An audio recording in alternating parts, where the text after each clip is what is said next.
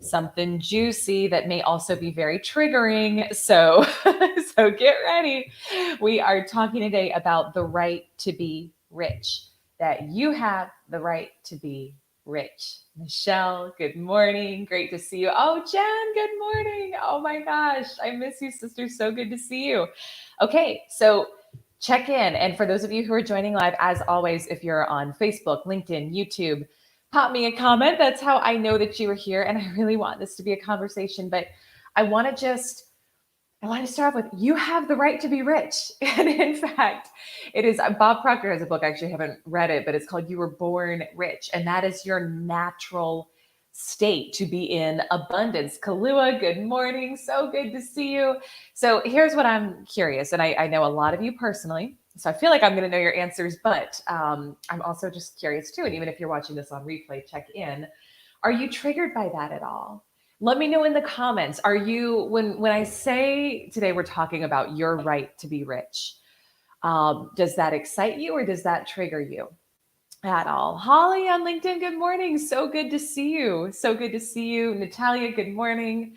Let me know where are we at with that because that word rich can be very triggering. It's like we want it, but ooh, like we have so much baggage and so much stigma around rich people in our society, right?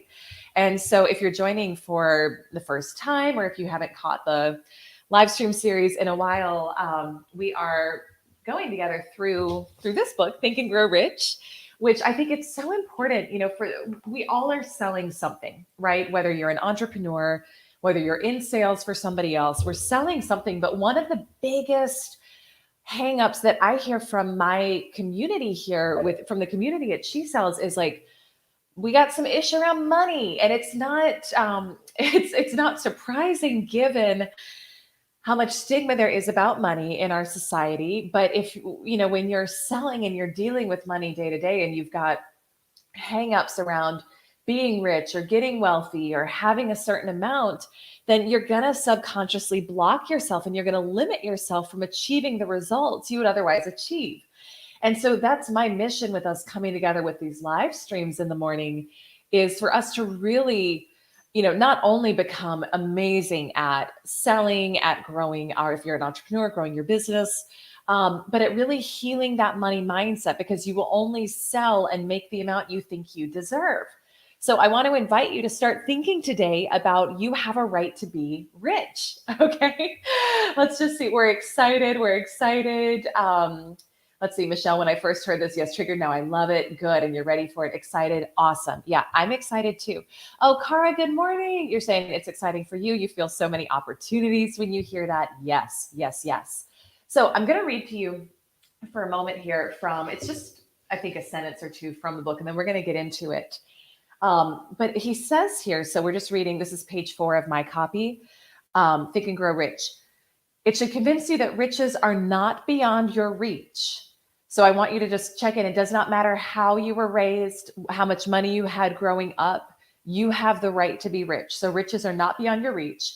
You can still be what you wish to be. That money, fame, recognition, and happiness can be had by all who are, and here's the key, ready and determined to have these blessings. Ready and determined. So it can't be, and we're going to talk about this a lot as we go into the series, it can't be a lukewarm, like, oh, that would be nice. It's got to be you're determined because you're not available anymore to live in any sort of poverty or scarcity mindset.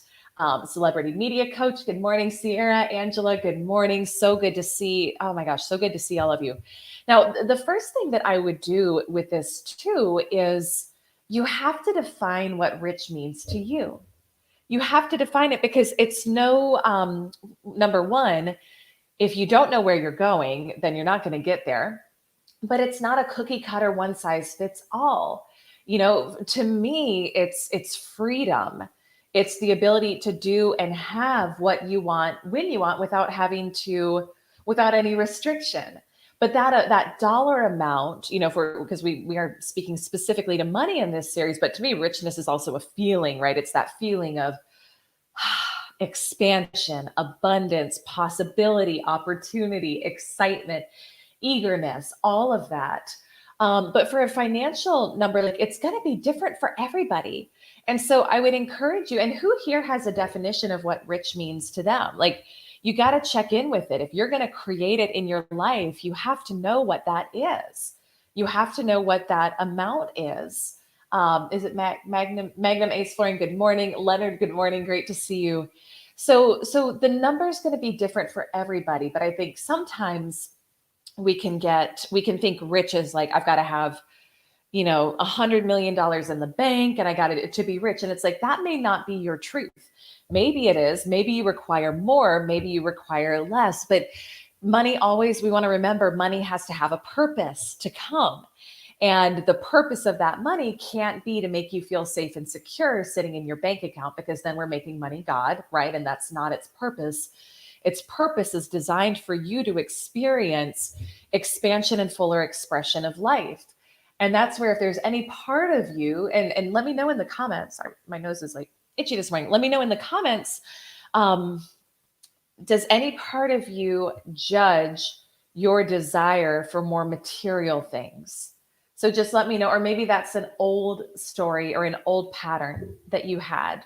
I know I've definitely before I really studied this stuff, I would judge that. Like I would be like, oh, Elise, you're just being silly wanting that car or that thing, and how superficial, right? But here's the thing. You live in a physical world. So my belief system is you are spirit expressing itself as a human being. So you have that God energy, that spirit, that source flowing through you. Spirit is for expansion and fuller expression. And the way that we do it here in this world is through experiencing physical things. So you have to have physical things to experience the fullness of you here in this way. Does that make sense? Like give me a heart, let me know. Are you with me on this? And so that desire that you have for a nicer home, a nicer car, for tools, instruments to use to create your art, or whatever it is, that's the God energy in you wanting to express itself and have that fuller expansion. And so we don't want to judge that, right? Like we want to really trust that you're in a physical world right now for a reason. We need physical materials, and the way that our economy works, there's an exchange system with money, right? So when you find yourself saying no to the things that you truly desire, you've kinked up the flow a little bit there. And again, there's no judgment on it, but just awareness of, oh, I have this desire for whatever the thing is. I'm telling myself a story that I can't have it. It's too much for me, yada, yada. So you're literally, because whenever you think a thought and you say something to yourself, the response of your subconscious and the response of the universe is yes, yes, yes, yes, right? And so when we say, I can't have that, the universe is like, yes, okay, that's fine. Right? Your subconscious is like, yeah, okay, fine. So we want to be really mindful and conscious of, you're always going to get back reflections to you of your belief system, which can make it kind of gnarly to like untangle, because whatever your current reality is, it is a reflection back to you of your previous thoughts, feelings, and actions. And I know it feels very real, but you can shift it in a moment by starting to really tap into this feeling of, I have a right to be rich. And what would that be for me? Brittany, good morning. Wendy, good morning. Michelle, you're saying, yeah, you can relate to, like sometimes we judge ourselves, right? For wanting for wanting to be rich, for wanting that fuller expression and expansion. So here's what I wanted to invite you. It's, as we record this in real time, first day of September. And by the way, I am thrilled. Who is thrilled that it's like fall season now? Total side note, but who's had the pumpkin spice cold brew at Starbucks yet? Has anyone had? I'm not usually like a sugary drink girl, but oh my gosh, it's so good. Anyway, that was so we're going into September and I'm excited for many reasons, but I want to invite you to set your sights higher on what you're expecting for yourself in terms of, thank you for the hearts, in terms of your sales results, in terms of how much you allow in to your physical experience. Is there something you've been wanting to do for some time?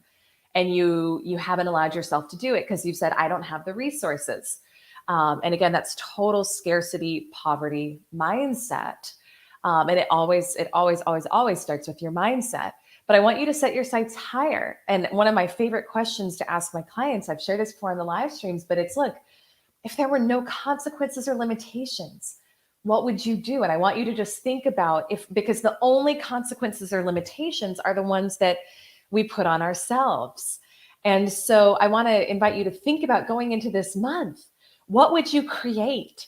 How many sales would you have? How much money would you bring in? What sort of opportunities would you drum up? What sort of collaboration might you create? And set your sights higher and think about, for the rich version of you, because that version does exist, even if you haven't allowed it to be your reality yet, but that is your truth.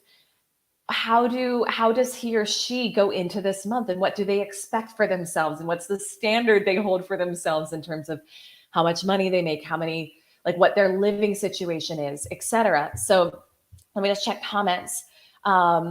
Christina, oh, you're going through this right now. Well, I'm so glad you're here. Great timing. Cara, yeah, fall, winter cake right here. Same, sister, same. Oh my gosh. Jen, so good to see you. Good morning, good morning, good morning. Let me check comments on Instagram. Michelle, you've pulled the trigger on moving your daughter home. Oh, that's so exciting. Buying new furniture. I'm so grateful to be in this. Oh, yes. So you're helping her move. Why is my nose so itchy this morning? My spiritual people are going to be like, this means that. I don't know. You can send me a DM and let me know. But that's so exciting. Changing jobs, finding a place to live, buying new furniture, and you're making it possible for her. Yes. And that is part of this, right? When you allow more abundance into your life, and when you embrace that you do have the right to be rich, and it doesn't matter how you were raised, how you're born. That's part of why I do love this book, because there's so many stories and examples of people from all backgrounds who created abundance in their lives, but they didn't start that way. So it has nothing to do, your ability to create riches and wealth in your life has nothing to do with how you were born or how you were raised. You can do it regardless. It's a decision. It's a decision. But when you decide that, not only does your life improve, but the life of everyone around you improves. You know, one of my favorite things to do now is to leave surprise tips for people, like $100, $200, like very generous tips for people when they, like people who do like nails or go out to eat and at a restaurant. And it's like, that's a blessing that you get to give to somebody else, or you get to help move your daughter home, right? You get to help family. And it's such a blessing when you just decide that you're going to claim that right to be rich. Not only does it serve and benefit your life, but you get to, it all ripples out from you too. It all ripples out from you too. So as we go into this month, like, really think about here's what I would do. So little action item. And then if you have questions, pop them in the comments. Otherwise we're going to wrap. Wednesday's coaching day for me. So it's like boom, boom, boom, coaching calls all day from here. So here's what I would do. Number one, I would define what rich means to you. What does being rich mean to you? And yes, that means financially. So what's the number that you require in order to be able to live that really abundant life? And again, it doesn't, like, check in with yourself. This is not about saying I should want $1 million home if I don't, right? Like, I love that as much as I love a little cabin in the mountains. Like, you really decide it for yourself. What does it mean and what does it feel? What is that number for you? But to me, it's really more about being able to say yes to what you want, when you want, without restriction. So what is the amount? And then beyond that, like, how does richness feel to you? And really think about that. Again, it's a financial number, but it's also a way of being. It's a way of being. Michelle's saying goosebumps. Yeah. And you have to start to see yourself as that. So the rich version of you who has that freedom, who has that possibility, who gives generously, like, how does he or she show up today in this moment? Not tomorrow, not next week, today. Decide to claim your right to be rich, and if you need support on healing money mindset, creating new processes to bring in clients about, like, get the support you need, because it's up to you to claim this right, my friend. It's up to you to claim this right for yourself. But there's nothing glorious about being in poverty, even if it's just in your mindset. You can be sitting on $100,000 in the bank, on $1 million in the bank, and telling yourself that you can't use it. And that is poverty. That is poverty mindset. Okay.